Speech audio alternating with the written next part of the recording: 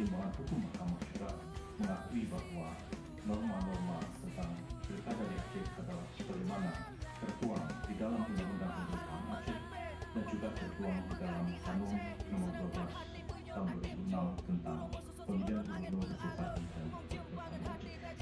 Oleh 17 TPS 1 Desa Kuala Simpang Ulim, Kecamatan Simpang Ulim.